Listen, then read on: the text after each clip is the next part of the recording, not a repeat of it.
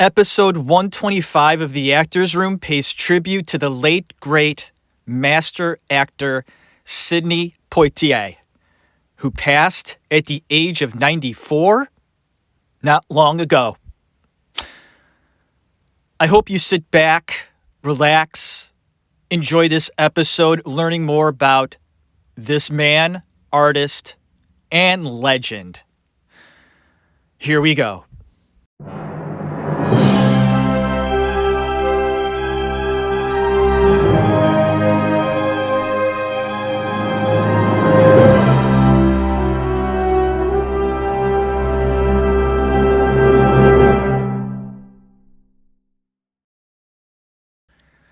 Sir Sidney Poitier.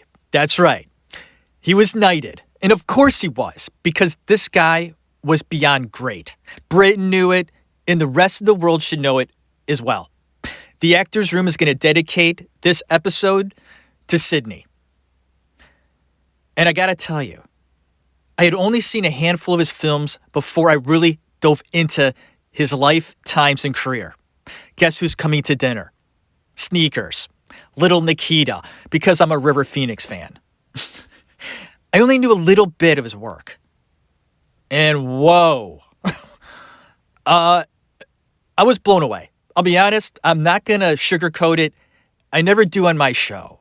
And the reason why I'm doing this show is because of my admiration for this man. And not only as an actor, because he was a phenomenal actor. Dove into directing and the like. But as a whole, the man, the legend, was quite incredible to dive into. And my mind's swimming with awesomeness. This past month, just learning about him and falling in love with him. That's right. Jeff fell in love with Sidney this past month. And we're going to talk about his life and times, the boundaries he broke down with his fists. And it's just a greatness. So let's start where we always start, damn it. That's right. At the beginning. What a life this guy had. He blows almost anybody that I've done in this show out of the freaking water with his beginnings and his road to stardom. He faced a lot of obstacles and just bulldozed ahead. Inspirational indeed. Born on February 20th, 1927. The place of birth was Miami, Florida. Now, his family lived in the Bahamas. And the mom and dad, the whole family, were tomato farmers. So they would go to Miami from time to time to seek out customers. They weren't expecting Sidney to be born in Miami. He was 3 months premature, and that is a long time. And the dad felt that Sidney was not going to get through this. So premature, I think he was around 2.5 pounds. The dad went out, made arrangements, and bought a shoebox casket because he didn't think little Sidney would make it. His mom, on the other hand, was a little more hopeful. Prayed and prayed that little Sidney would make it. He did. Tough guy from the start, tough kid. So from the very beginning, Sidney was facing the greatest of odds and coming out on top. Sidney's mother, Evelyn, went through great lengths to receive positive feedback, any positive feedback or encouragement for her young son being so premature and having to really fight for his life. The mother would often go to, would you say, sightseers or psychics. And one of the psychics she went to said, "Don't worry. The young boy is going to be fine. He will walk with kings one day and be rich and famous." And the mom perked up about Sidney.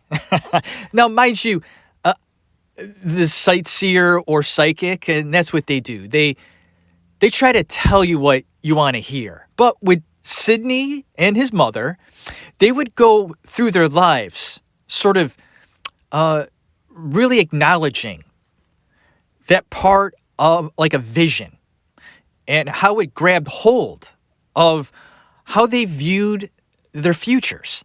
And Sidney said that he didn't ignore the fact that his mom was open to experiences in life, no matter if they were good or bad. They were just sort of there. Sidney would later comment how these forces of nature were always there for him to question and also to admire. They were a part of his makeup. And Sidney, of course, came from humble beginnings. The whole family was very poor. And his mother made most of his clothing from rags, potato sacks. His mom would make his clothes. And because of this, Sidney was picked on relentlessly at school every day. And you see him in interviews mention this. And he closes his eyes and goes back there for a moment. We do that sometimes. And you can see how it hurt him. How when he was a child, getting picked on like that every day really does make a mark on you. And it made a mark on a young Sidney. But his mom would tell him, Sidney, I get that you're down. And I get that you don't want to go to school because of the way you look. But keep in mind, most of the kids in class may have better clothes than you, but some of them don't. And we as a family are doing the best we can. We're providing you clothes, and although they have patches on them, they're clean. Mr. Poitier remembers how his mother shaped his progressions as a man and a human being. His mother once called out to Sidney to ask him a question, and Sidney snapped back with, "What?" Uh-oh. He was slapped immediately by his mother and told to never, ever address anyone with that attitude or simply saying, please and thank you, instead of shouting out what. And this left a mark on a young Sidney, and he used this later on in life, saying, many doors opened for me because of saying please and thank you. And I like that. His parents taught him to be nice, to be courteous, and to have manners. Sidney was rebellious, got into trouble. A lot of kids do. In the Bahamas, he would steal corn. I don't know. They would steal corn, burn it, and then eat it. And sell some of it, too. Well, the one time, he stole some corn, got arrested, and spent a few hours, I think, in jail. His dad bailed him out or just came and got him and was very disappointed in his son. His dad was strict, yes, but he always wanted the best for his kids. Sidney was the youngest of 7 kids. And because they were so poor, there would be days they wouldn't eat. It was decided at one point after Sidney got in trouble that his dad wanted a better life for him. And one of Sidney's older brothers, I believe the oldest, was making a life for himself in Florida. So Sidney's dad felt it'd be a great idea for Sidney to go live with his brother in Florida. And this decision was tough. Sidney was the baby of the family. And the mom was sad to see him go. And Sidney remembers that the mom put on new buttons on a shirt that she sent him away with. And before she said goodbye, she buttoned up his shirt with the new buttons that she put on. And it meant a lot to both of them. And she looked up at her son and just hoped for the best. She had a great feeling inside for Sidney in his life. She felt that he would be fine, but she was going to miss him and miss him a lot. And my mom told me when I left the house, it really did crush her. And, kids leaving the nest is not easy for a parent at all, whether it's a mom or dad. And seeing her son go, and he was, I believe, 14 at the time. It was really hard for her to do. Sidney wasn't doing well in Florida from what my research tells me. He was living with his brother, and his brother had 6 kids of his own. And Sidney felt sort of I don't want to say that he didn't feel welcome there, but felt this house is just filled with people, and I think he just wanted to break free. And mind you, Sidney is 15. A child. Folks, 15 is a child. And at the tender age of 15, Mr. Sidney Poitier decided to leave and break out on his own. That's incredible. I broke out when I was 19, and boy, I thought I was young. 4 years difference. And he didn't go to the city over, okay? He went to New York City. He wanted to get as far away as possible from the South. So with $3, yes, $1, $2, $3 in his pocket, to New York City he went. He said 42nd Street, Times Square was so overwhelming to him. So incredible. This poor kid from the Bahamas. His parents, tomato farmers, was now in the Big Apple. He didn't know anybody, no contacts whatsoever, with very little money in his pocket. He walked up and down 42nd Street several times, taking in the city, the big buildings, the smells. Well, I would do the same thing too. There's something about that city, folks. There's something about New York City. It takes hold of you. Everything about it is inspirational. And Sidney experienced that. And the $3 he had in his pocket went bye-bye because he bought hot dogs and chocolate malts. So flat broke, he had to get a job, of course. And the only job that he could find as a young black man in New York City in the mid-1940s was a dishwasher. So that's what he did. He worked as a dishwasher for about 2 years in New York City, struggling. And the one thing he found out the most was the winters in New York City were very harsh. And because he didn't have any winter garments, he decided to join the army. I mean, New York City's winters was so bad that he joined the army. And he hated the army and wanted to get out of there as soon as possible.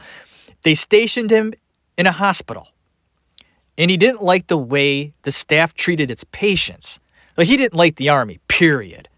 And decided it would be a great idea that in order to get the hell out of there, he was going to do something rash. He picked up a chair and threw it at one of the officers, just missing him. The chair going through a glass window behind the officer. Of course, this prompted him to be taken away and seeking psychiatric help. He sat and talked to a psychiatrist for a few weeks, both of them going back and forth, learning a lot about one another and their strife. And Sidney was, of course, let go from the army. A bad experience for Sidney, but an experience, taking that with him and moving forward, going back to New York City in its shitty winter weather. And folks, I agree. Winters in New York are harsh. I live in Cleveland. We get shitty weather. We just got about a foot of snow the other day. New York, the wind, the rain, the sleet, slush, all that stuff. It's harsh. I would get holes in my shoes because of all the walking you do in New York. Going from here to there, audition to audition, restaurant to restaurant for your job. I would have holes in my shoes. And it rains in New York a lot. So I'd be walking to either class, an audition, or my job, and the streets are just wet as can be, holes in my shoes, and my feet would just be soaking wet. So by the time I got to wherever I was going, my feet would be soaking wet, and when that happens, they get itchy. and your feet itch for a good 2 hours, no matter where you end up. But Sidney, I guess, did the best he could to get used to the New York City weather. It's hot in the summer too, man. Hot in the summer, cold in the winter. He went back to being a dishwasher and found himself between jobs at one point. Hard up on his luck, looking through a African-American newspaper, something caught his eye. Instead of looking for a dishwashing job or the like, he saw something on the other page about somebody wanting actors. He said, "Whoa, what's this?" He looked further down and saw it was a theater called the Negro Theater, right? Is that right? I want to get this right. The American Negro Theater. Thank you. Thank you. All right. Got it. And thought, why the hell not? If I could be a dishwasher, why can't I be an actor? So he applied, went to the theater, knocked on the door. A big man, he said, answered the door. Said, "What can I do for you?" Sidney said, and mind you, Sidney is 17. 17. "I'm here about a job to be an actor. I saw it in the paper. Can I come in?" The guy says, "Sure, come on in. Let's do an audition." When Sidney went in on the stage and did his audition for this man, the man handed him a scene. And Sidney couldn't read very well, stumbled with the words, reading slow. The man got so annoyed. He literally took Sidney by his collar and dragged him to the door. Said, "Why are you wasting my time? If you can't read, you have no business being an actor. Why don't you just go ahead and get a job as a dishwasher and just leave me alone?" Ooh, man, did this hit Sidney right where it hurts. He felt, how did this man know that I'm a dishwasher? Do I reek of it? And is that my top, my ceiling? That I'm just going to be a dishwasher for the rest of my life? Walking out of that place, he said he stood in the street, looked down, feeling a little, defeated. And he got inspired as well. He said, I'm gonna prove to that guy, that MFer, that I could be an actor. He now had a goal to get out of the shit. First off, he was going to try to shed his thick accent. Okay, he would listen to the radio and mimic whatever the radio was giving him to change his accent. And by God, he was going to learn how to read. He was working at a restaurant, and there was a Jewish waiter that helped him learn how to read. Every night after their shifts, this Jewish waiter would sit with Sidney in a booth and teach him how to read. And Sidney says he wished he could have looked this guy up down the road and thanked him. He goes, if it wasn't for that guy, I wouldn't be where I am today. He taught me how to read. And as an actor, you got to know how to read. He said, as a man, you got to know how to read. And this man helped me. It was the very first step on his journey to become one of the greatest actors we've ever seen. Sidney is one of the greatest actors I've ever seen. He studied hard on his accent. He studied hard to read. And when he had the courage, he went back to that theater and said he wanted a new audition. He said he didn't see the big guy the next time he auditioned. He said, thank God. Did the audition, thought he did fine, didn't get in. He was a bit crushed, yes, but hopeful. At least he got an audition and he got through it. A stepping stone. He would hang around the theater, trying just to be a part of it. walked up to one of the people that worked there and said, I want to be a part of this theater so bad.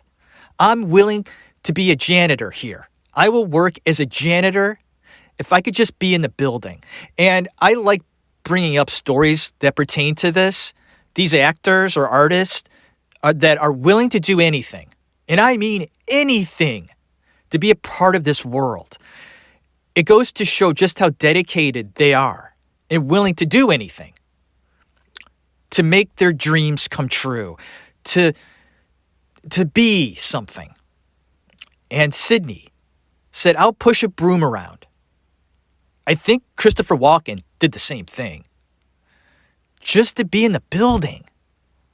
They were so impressed by this action, this act that Sidney did, the higher-ups in the theater, directors.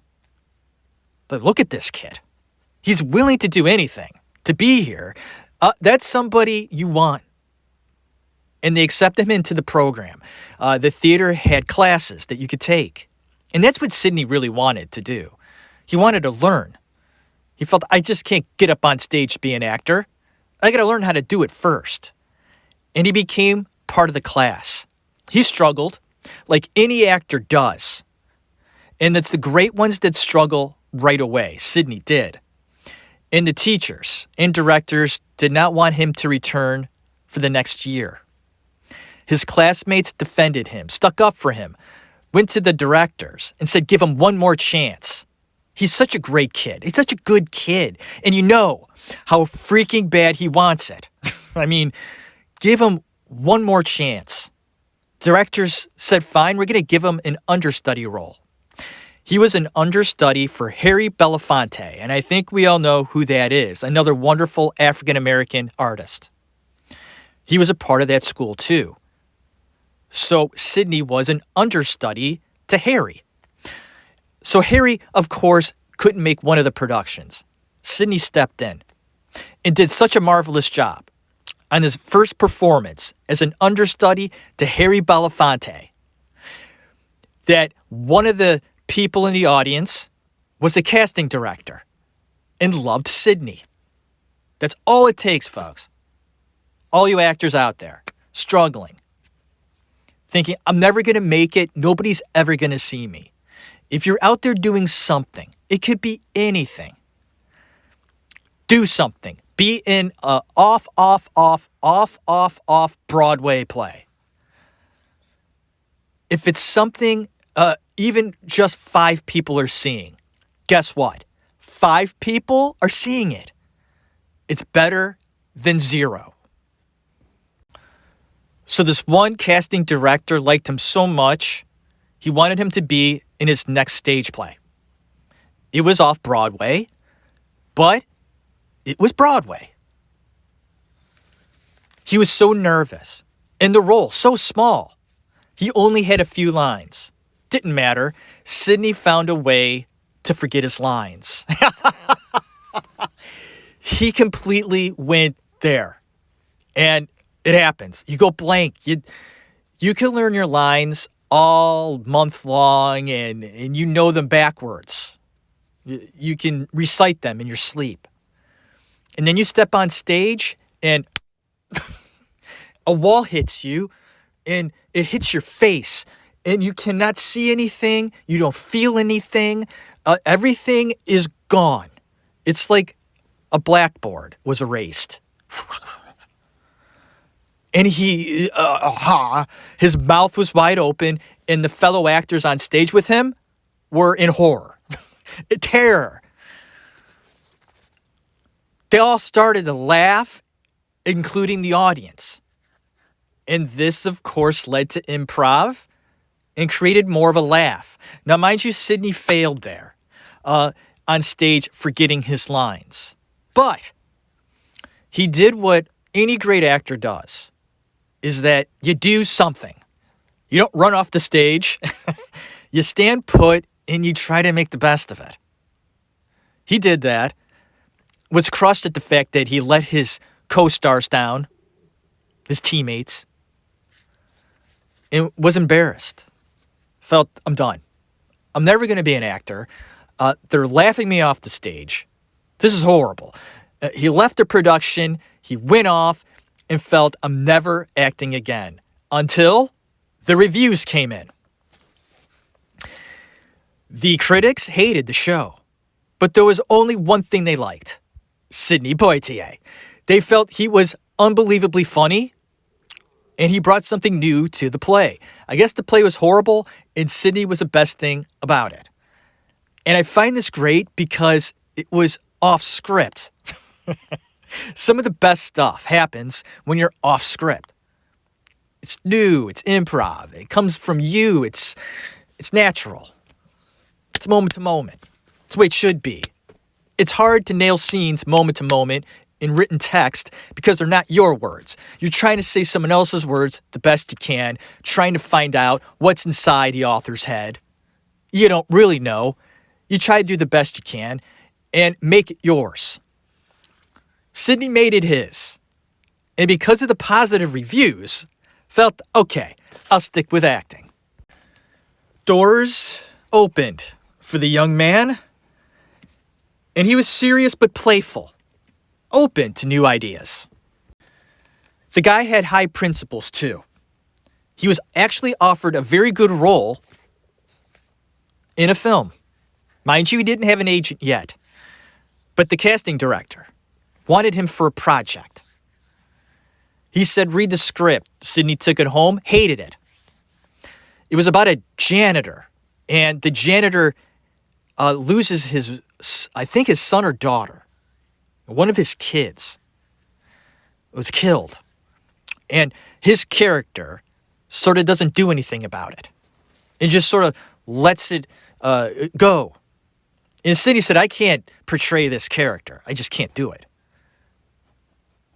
For me, that doesn't exist in my mind. How can I play it if I don't see it? And the casting director went, wait a second. How much work are you doing right now, Sidney? How much money are you making in the theater? And Sidney said, not much. I haven't worked in a few months. He said, you have a young family, don't you? Yeah, by the way, Sidney got married, had a few kids, and struggled like any young artist. And Sidney said, yeah, we're struggling. So why don't you take this? It's going to pay $750 a week. And at that time, late 40s, early 50s, that was a lot of money. And he could have used it. He had such high principles, such high respect for his parents, because he felt, I was raised a certain way that I would be sort of, disrespecting my parents if I took this role. And he didn't take it. His family would have been taken care of during that time in his life. But he would rather struggle in his life than take a role he felt wasn't right for him and something he couldn't do. The casting director was blown away. I can't believe this guy. What's with this guy? The casting director had these thoughts going through his head like, I've never heard of anything like this before, let alone witness it. That this young man would turn down a good role that paid great money. So months later, this casting director, still thinking about this, called up Sidney, had him come into his office, sat him down and said, Sidney, how you doing? Sidney said, I'm doing okay. I haven't got an acting job in months. Do you have something for me? Better than that janitor role that you're going to do for me? And the casting director turned agent at the time said, I've been thinking about you a lot and how you turned down that role. I just can't get over it. You're crazy. And Sidney said, that might be, but that's just who I am. And the agent said, you're so crazy, and the situation's so crazy, and you with such high morals. There's no way in hell I can let you walk out of this office without me representing you. I feel I would be missing out on something special. Sidney was a very special man. High principles, great morals, a respect for his parents. Sort of like Ed Harris, an episode I did not that long ago. Same thing here with Sidney. High respect for his parents that loved him very much. They disciplined him when needed. Kids need both. Kids need love, and kids need discipline. Sidney said his mom would smack him around, but she did for a reason. Parents smack their kids around when they deserve it. When the message isn't getting across, wake up. Whoa, hey. Okay, gotcha. I just want to quickly backtrack and let you know that I kind of threw in that Sidney was married with kids at a certain time. And there's a reason why I sometimes don't dive into families or things like that. For Sidney, he was such a great father that I felt I didn't need to talk about his marriages. He had a few marriages. It wasn't a highlight for me with his love affairs and things of that nature and his kids. They're all fine. He was a good man, a great father. He raised his kids well. And I just wanted to point that out before I move on talking more about his career. This new agent, being a big fan of Sidney, got him his first movie role. This was significant because Sidney was working. Sidney was struggling so much as an actor at one point. He tried to open up a barbecue place with his friend, a barbecue restaurant. And a quick note is that Sidney is very observational on where he was in New York City. His mind goes back in time, and he can remember what corner street he was on at like any given moment in his life. He would be like, I was on 160th and Broadway. I don't know if that exists or not. 106th and Broadway. And he was a big fan of Harlem. And he just knew every single nook and cranny of Harlem. I was in Harlem a few times. We looked at a place there. The young little white boy that I was, I know. Harlem was Harlem, and there's a lot of culture in Harlem. A great place to visit. Take a look at. I don't know how it is now. In the late 90s, I would go audition and also go over lines with one of my classmates that lived in Harlem. And this is a great thing about New York is all of the different cities and boroughs there and all the history, the different kinds of history that you can learn, experience, just take in. And Sidney loved that about New York and Harlem. All right, let's get back to the first film that Sidney did called No Way Out. In the year was 1950. Folks, man, the 50s, the 40s and 50s was such a glorious time in American culture for me. The cars, okay, the attire, the way of life, everything, the music. Aye. If there was a time machine, I would go back to either the 40s or the 50s. Of course, I don't want to be in World War II. I don't want that. I just want to walk the streets, any street in America in the 1940s or 50s. Even for a few minutes would love it. But here's Sidney in 1950 getting his first movie role, No Way Out. And he said his parents were just blown away by the fact that their child was in a movie. And his parents had never, ever seen a movie before. So he was honored to have them come watch him. And he hadn't seen them in 8 years. Sidney felt so ashamed that he couldn't send his parents money from America. He said that kids that ventured off to America from the Bahamas would always write to their parents and send money with them. Sidney was so poor, he couldn't send money to his parents. And he was embarrassed to even see them. So for 8 years, he hadn't seen them until he broke out in the movies. No Way Out. He plays a doctor in 1950. His castmate Richard Winmark said that he was very uncomfortable with some of the racist comments that his character would say to Sidney, he's like, it's just not right. It's venomous, he said, because he was so close to Sidney. His salary for this movie was $7,500, and that is not bad for 1950. Then came Blackboard Jungle, and the year on this one is 55, his next big film. I watched this last night. It was okay. It was my least favorite Poitier film that I've seen. I'm not saying it was bad. I'm just saying it wasn't like his other ones, the ones that blew me away. His performance was fine.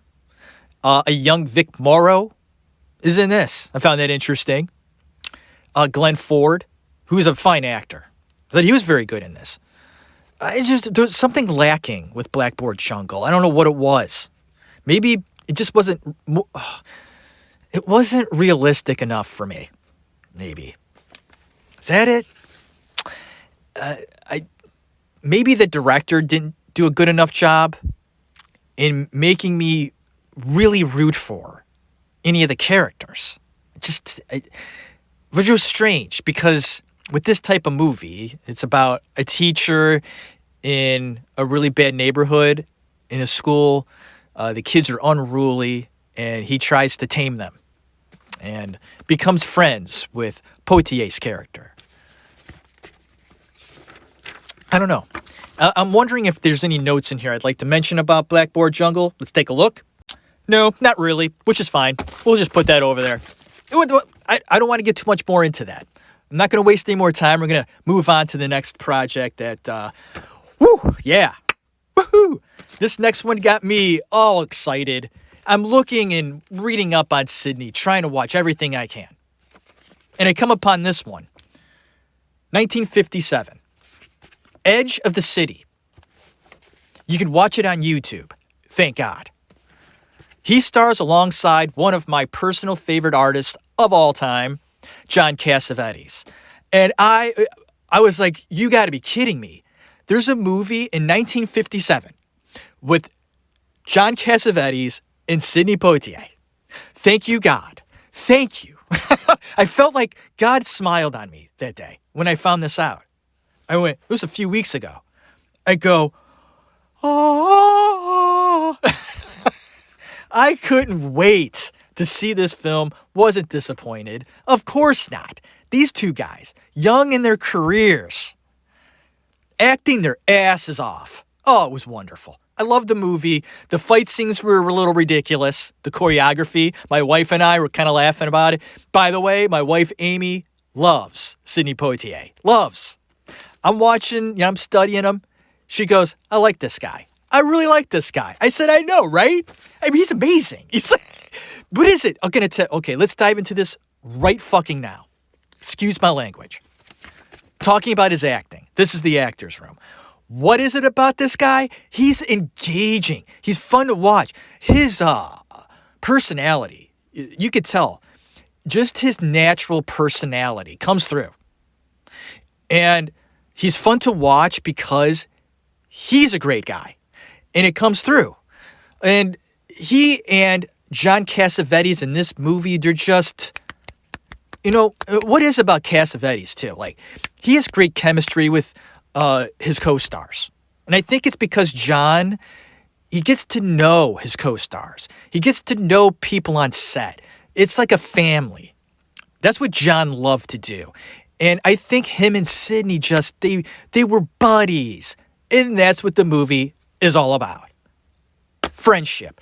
And how you should defend it. The friendship is rocky in the beginning between John and Sidney. But they become such great friends. And at the end, you get to see what John, or how he felt about Sidney. Great stuff.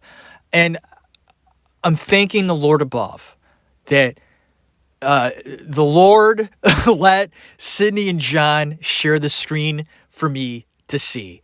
What an honor it was for me just to watch that. I felt so blessed to watch it. I know, it sounds stupid, but to me it's not. I was just I'm like, okay, here we go. I sat down with a smile on my face and just enjoyed Edge of the City, 1957. Two titan young actors, artists, doing their thing in black and white. Oh, yeah. I want to mention this.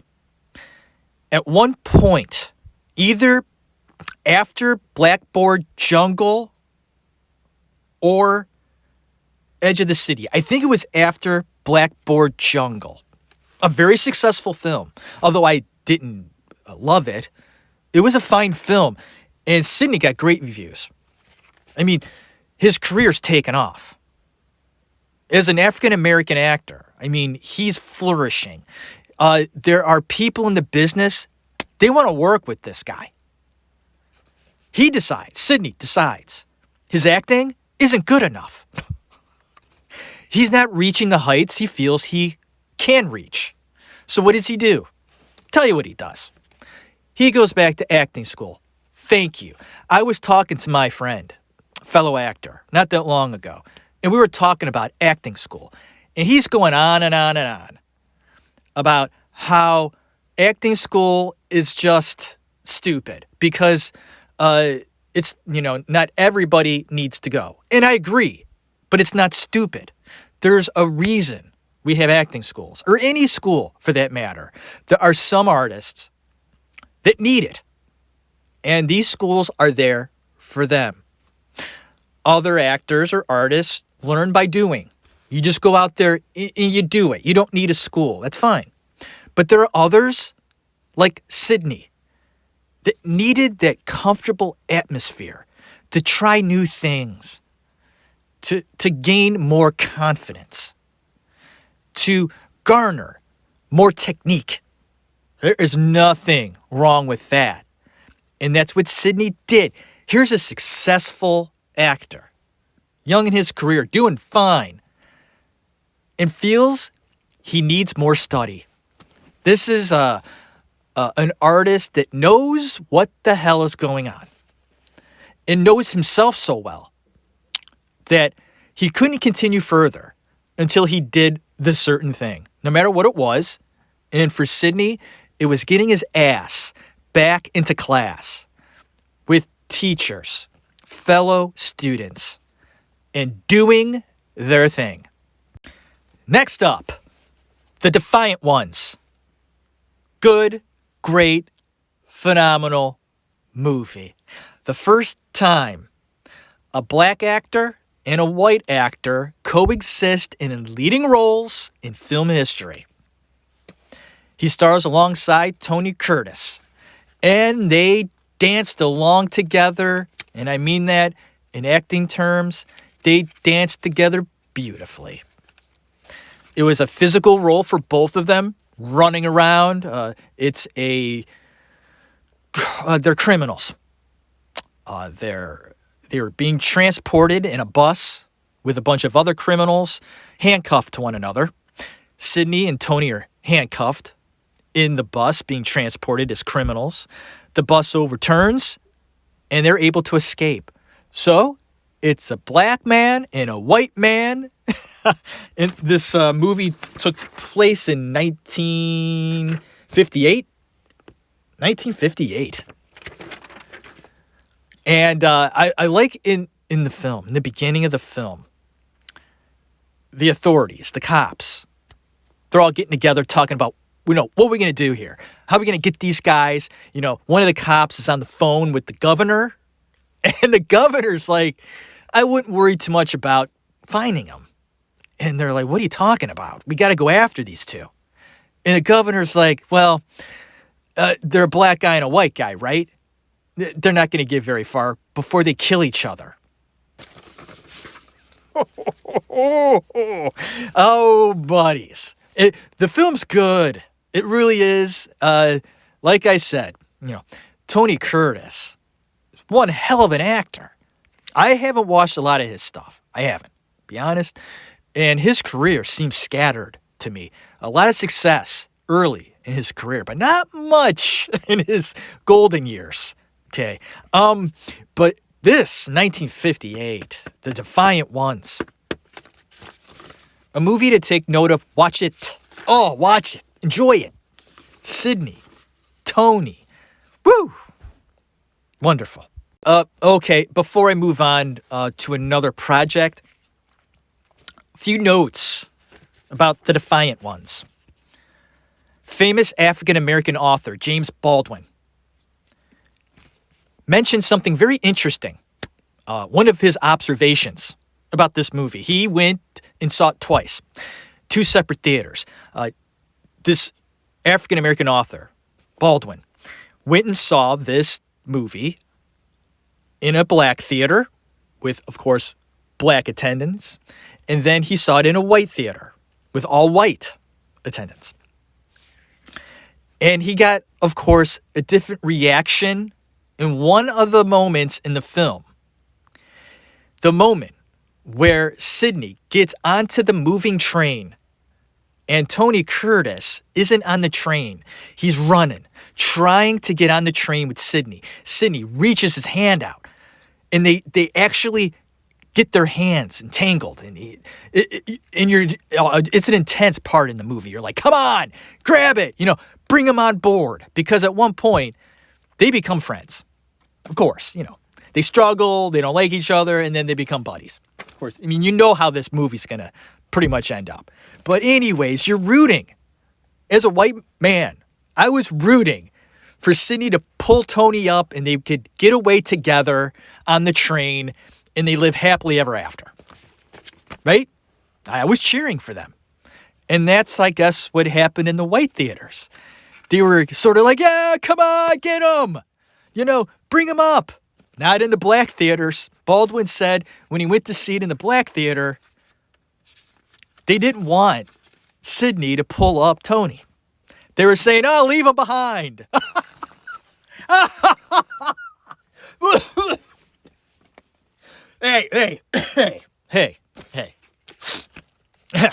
Hey, reactions, right? These are 2 different cultures here, folks. Okay. And I get it.